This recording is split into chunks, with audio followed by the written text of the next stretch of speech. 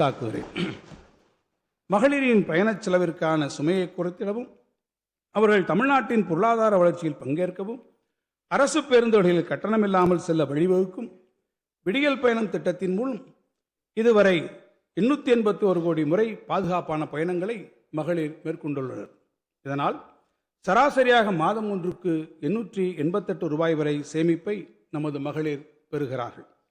மகளிர் கல்வியை போற்றி பாதுகாத்திட, பள்ளிக் கல்வியிலிருந்து உயர்கல்வி வரை தொடர்ந்திட இவ்வரசு செயல்படுத்தியதே உயர்கல்விக்கு உதவிடும் புதுமை பெண் திட்டம்.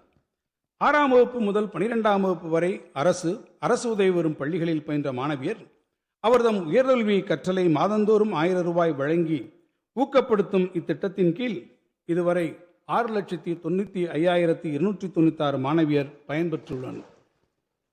மகளிரின் தற்சார்பு வாழ்வுக்கு வழிகோல 1989ஆம் ஆண்டில் மகளிர் சுய உதவிக்குழு இயக்கம் கண்டார் முத்தமிழறிஞர் கலைஞர்.